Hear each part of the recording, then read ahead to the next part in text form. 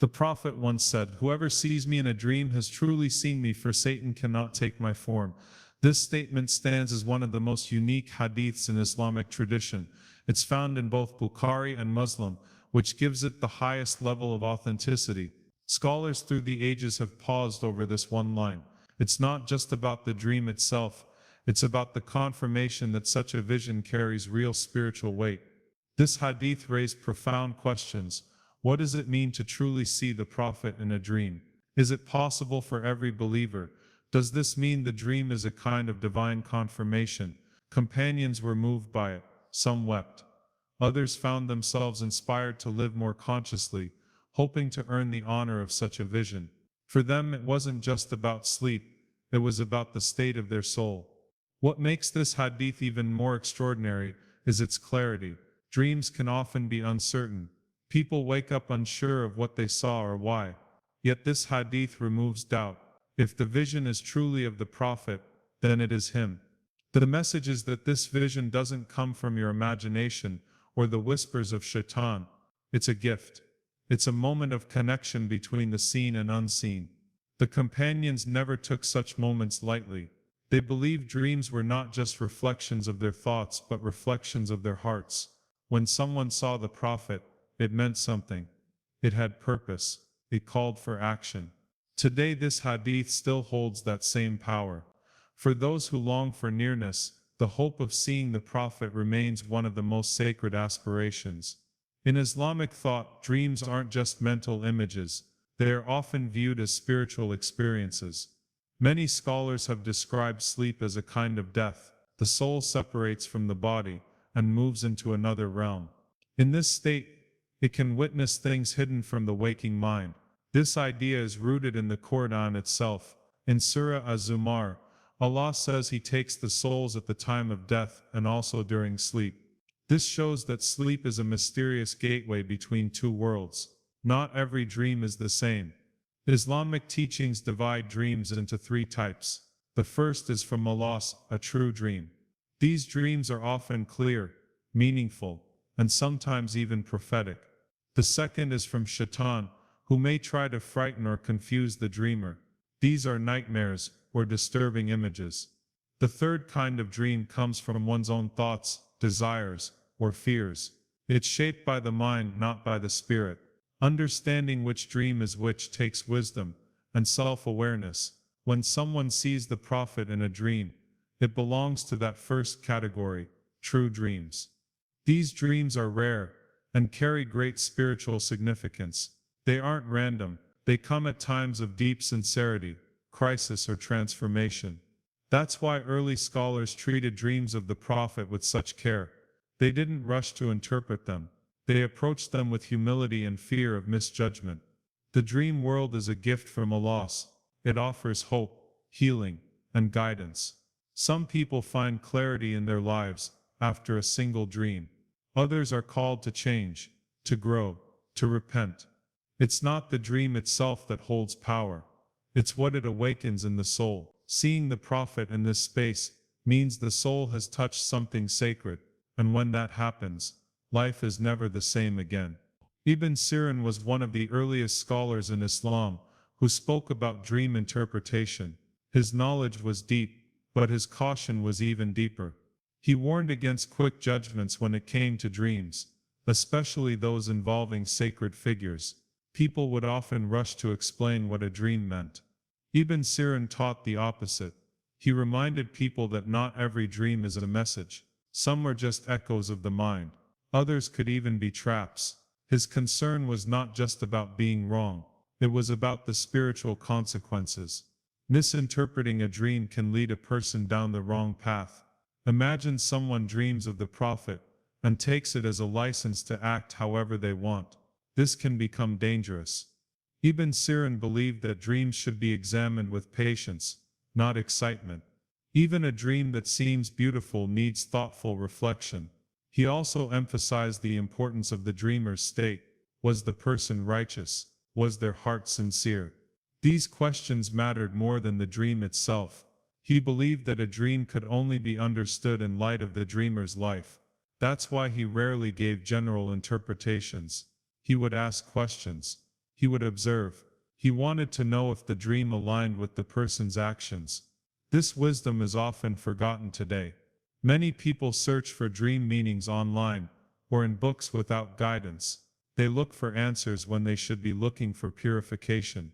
Ibn Sirin's legacy is a reminder that sacred dreams, especially of the Prophet, should lead to humility, not pride. Dreams are gifts, but like all gifts from the unseen, they come with responsibility. One of the most powerful teachings in Islam is that Shaytan cannot take the form of the Prophet in a dream. This comes directly from the words of the Prophet himself. He said, "Whoever sees me has truly seen me, for Shaytan cannot imitate me." This truth gives deep comfort to the hearts of believers. It means that if someone truly sees the Prophet in a dream, they are not being misled, they are being honored. This teaching is unique. In many religions and cultures, dreams are mysterious, even deceptive, but in Islam, this clear line has been drawn. Shaitan may whisper during the day, he may stir fear at night, yet when it comes to the Prophet's image in a dream, he is powerless. He cannot lie to a believer in that way. This limit placed on Shaitan shows the Prophet's special rank. Scholars have reflected on why this is so. Some say it is because the Prophet's presence is too pure to be tainted. Others say Allah has protected his likeness as a mercy to the believers. There's also a deeper layer. Seeing the Prophet in a dream is not about the eyes. It's about the soul. Shaitan may influence thoughts, but he cannot touch what is sacred in the soul. This boundary between truth and deception matters more today than ever. In a time when people search for spiritual experiences, this hadith reminds us that some things remain protected. The dream of the Prophet is one of those sacred signs. It is not earned through rituals alone, but through sincerity, love, and deep faith. When it comes, it is not just a dream. It is a sign of divine mercy. Seeing the Prophet in a dream is a great gift, but not every dream is a true one. Scholars have explained that there are certain conditions that help confirm if a dream is real. The first is that the Prophet must appear as he was described. He had a specific face, height, and way of speaking. If someone sees a figure who does not match those descriptions, it may not be him. It could be a dream shaped by imagination, or even confusion from Shaitan. Another condition is the state of the person's heart. True dreams often come to those who are sincere in their worship, honest in their actions, and striving for purity. If someone has been distant from prayer or lost in sin, a dream like this would be unusual. It doesn't mean it's impossible. Allah's mercy can reach anyone. But the scholars say that consistency in worship opens the door to these sacred dreams. Sincerity invites light, and that light brings vision. The reaction after the dream is also important. A real dream of the Prophet brings a feeling of peace. It doesn't cause pride. It brings humility. Some people wake up with tears. Others feel a strong urge to change their lives. That inner transformation is often a sign that the dream was real. Those who wake up confused, proud, or unchanged may need to reflect deeper. Dreams are not meant to entertain. They are meant to guide. Many righteous people have seen the Prophet in their dreams, but they never shared it publicly. They feared being wrong. They feared the weight of claiming such an honor. This caution shows deep respect. In a world filled with loud claims, true dreams still come in silence. They are private, not for display. Those who have really seen the Prophet often walk with more humility, not less. Throughout Islamic history, there have been incredible stories of early Muslims who saw the Prophet in dreams. These were not random dreams. They came at moments of crisis, repentance, or deep need. One story speaks of a man who had been living a sinful life. He drank often and ignored prayer. One night he dreamed of the Prophet. The next morning he wept and turned his life around. He became a scholar known for his sincerity. Another story tells of a young student of knowledge who was unsure if he should continue his studies. He prayed for guidance. That night, he dreamed of the Prophet smiling at him. The student later became one of the most respected scholars of his time. These stories are not legends. They were recorded by trustworthy people, passed down through generations, and supported by the character of those who told them. Dreams like these don't happen every day. They come when hearts are ready. They come when someone is on the edge of change. Some companions of the Prophet had such dreams after his passing. They took them as signs, not of their greatness, but of Allah's mercy. These dreams reminded them to stay firm, to keep walking the path, and to never give up on their connection with the Prophet. In every era, these stories inspire. They remind believers that the unseen world is near, that dreams are not meaningless, that guidance doesn't always come through words. Sometimes it comes through the face of the one who was sent as a mercy to all worlds. These dreams have changed lives, shifted hearts, and awakened souls for centuries. There are stories, even in recent times, of non-Muslims seeing the Prophet in their dreams. These stories are powerful. They show that guidance can come to anyone, at any time. Some of these individuals had never studied Islam. They didn't know the details of the Prophet's life, yet they described dreams of a man with light in his face, a peaceful presence, and words that touched their hearts. Later they saw a picture, or heard a description, and recognized it was him. One man dreamed of a figure in white, who gave him water and said, "This is from the mercy of your Lord." He woke up with a strange sense of peace. When he met Muslims and learned about the Prophet, he broke down in tears. He later accepted Islam. These stories are found across continents, in Africa, Asia, Europe, and America. They all have the same core, a dream that leads to light. Scholars have said that this is part of Allah's mercy. He can reach hearts even when all doors seem closed. The Prophet was sent as a mercy to all the worlds. That mercy doesn't stop at borders or beliefs.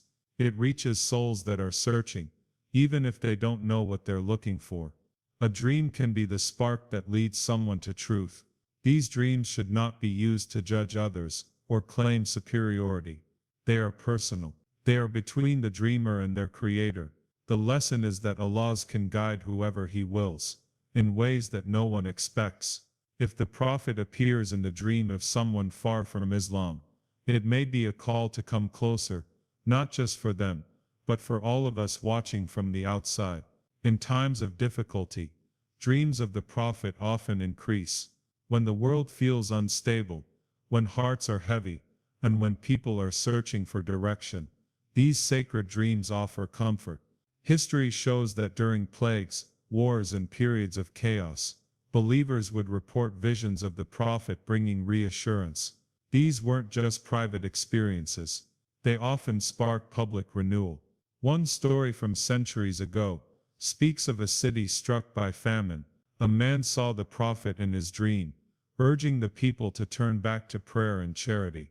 He shared the dream with scholars, who supported him. The people followed, and soon after relief came. Whether the events were connected or not, the impact was clear. The dream brought people together, and reminded them of mercy and justice. Even today, people share dreams of the Prophet during personal crises.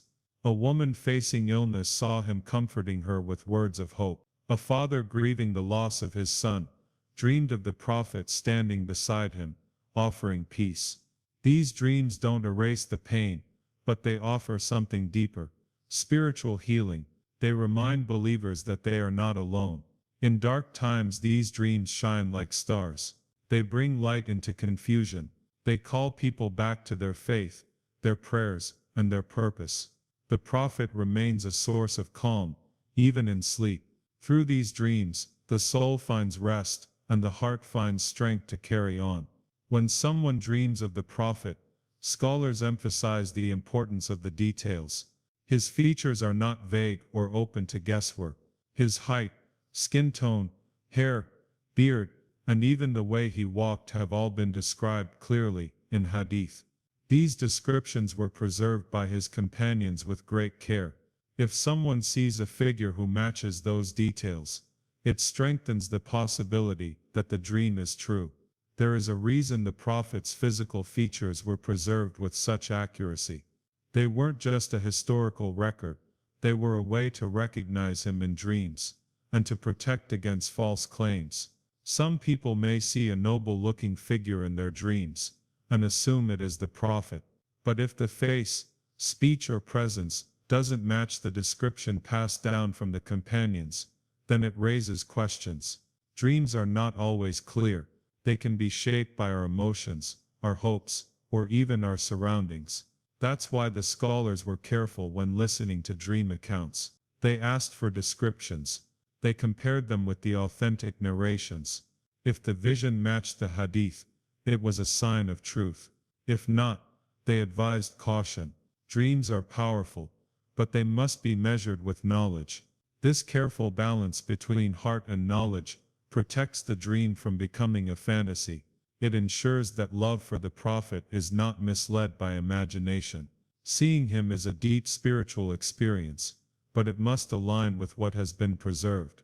The beauty of his face, the softness of his voice, the light in his presence, when those appear in a dream, they point to a truth that words alone cannot explain. The prophet once said that after him, nothing would remain of prophethood, except for true dreams. This statement gives dreams a special place in the life of a believer. They are not just moments of rest, they are fragments of revelation. When someone sees the prophet in a dream, they are touching a part of that inheritance. It's not a small moment, it's a continuation of a legacy that began with Adam and ended with Muhammad. This inheritance doesn't come to everyone. It's a sign of Allah's mercy and the dreamer's spiritual readiness. In the early generations, people would pray to see the prophet. They would ask for this dream not to boast, but to feel close to him. It was their way of continuing the relationship after his death. Just as the companions sat with him in the daytime, they hoped to see him in their sleep. The dream becomes a message. It may not come with words, but it carries meaning. Some feel a warning, others feel love, some receive comfort, others find answers. These dreams can shift the direction of a person's life. They carry the fragrance of prophethood, and just like revelation, they require humility to understand and apply. This idea that dreams are part of the prophet's legacy gives them weight. It encourages believers to take their spiritual state seriously, to prepare their hearts, to ask not just for dreams, but for nearness. True dreams are not rewards for rituals. They are reflections of sincerity, patience, and a deep longing for the truth.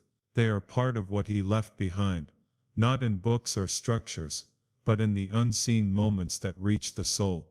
True dreams do not come through force, they come through sincerity. A clean heart opens the way to the unseen. This is a teaching that runs deep through Islamic tradition.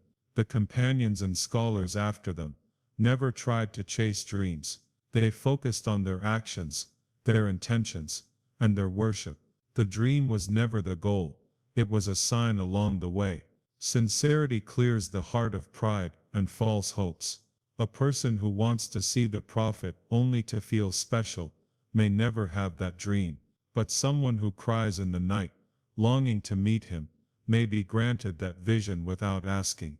Purity here doesn't mean being perfect. It means being real, being honest with oneself and striving to please Allah without showing off. The state of the heart during the day shapes the dreams of the night. If a person guards their eyes, controls their tongue, prays with humility, and treats others with kindness, their soul becomes softer. In that state it is more likely to receive the blessings of the unseen. Scholars have always linked piety with dreams, not as a rule, but as a pattern.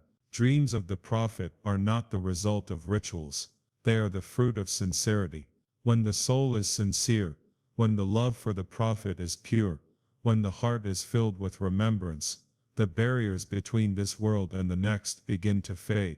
And in that space, the most beautiful dreams can appear. There are dreams where the prophet speaks. These dreams carry even more weight. His words are remembered by the dreamer in full, sometimes as if they were heard in waking life. In these dreams he may give advice, encouragement, or even correction. These are rare, but when they happen, they leave a lifelong impact. People have changed their entire lives from a single sentence spoken by the Prophet in their dream. One man shared a story where the Prophet told him, "Hold on to your prayer, for it will hold on to you."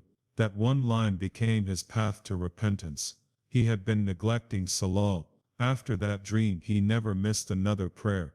Others have received guidance in dreams about choices they were struggling with, who to marry, where to live, or how to handle a burden they were carrying. Scholars have treated these dreams with deep respect. They ask whether the dream matches the Quran and Sunnah. The Prophet's advice in a dream will never contradict his teachings in real life. If the words are true, and the message is noble, then it may be accepted as a personal gift. These dreams are not for fatwa or rulings, they are for the individual's heart. The idea that the Prophet still gives advice is deeply comforting. It shows that his care for his ummah continues even after his passing. His love wasn't limited to the companions, it extends through time, reaching those who truly love him, wherever they may be. These dreams are whispers of that love, and when he speaks in a dream, it's not just a vision, it's a moment that can guide a person for the rest of their life. Not all dreams of the Prophet are soft and comforting. Some come with warning. These dreams may shake a person to their core. They feel serious, heavy, and unforgettable. When the Prophet appears with concern or speaks words of caution, it is not to harm, but to guide. These types of dreams are rare, and are usually given to those who are close to falling, or already far from the path. One man described seeing the Prophet looking at him with sadness. He didn't speak, he just looked. The dream left the man restless. He began to think about his life, his sins, his arrogance, his negligence in worship. That silent gaze haunted him until he changed his life. He believed the sadness in the dream was a reflection of how far he had strayed. The dream was a mirror, showing him what words could not. There are other stories of believers being warned not to take a certain path. A woman who was about to enter a haram relationship saw the Prophet telling her, "Be patient and you will be honored." She turned away from that path and waited. Months later she found a righteous spouse. The dream became a fork in the road. Without it, she may have walked into regret. With it, she walked into light. These dreams remind us that love sometimes corrects. The Prophet was a mercy in every way, and that mercy includes pulling people back before they fall. These warnings are not punishments, they are signs of care. To be warned in a dream is to be invited back into grace, before it's too late. It means the door is still open. Some people have seen the Prophet more than once in their dreams. This is not common, but it's not impossible. Those who have frequent visions often live lives of deep devotion. They keep their hearts clean, their tongues pure, and their intentions sincere. For them, seeing the Prophet is not a once-in-a-lifetime gift. It becomes a spiritual rhythm. Each dream carries a new lesson, a new comfort, or a new push forward. A scholar once said that he saw the Prophet every few nights for years. He was ashamed to share it, but others confirmed the same. These dreams often came when he needed strength. During moments of hardship or confusion, the dream would come, sometimes with no words. Just the sight of the Prophet would be enough. The peace of that vision was like fuel that kept him going. For some, these dreams follow stages of spiritual growth. At first the Prophet may appear from a distance. Later he may come closer. Then he may speak. Each stage reflects the state of the dreamer's heart. As their worship grows, their connection deepens. These dreams are not caused by longing alone.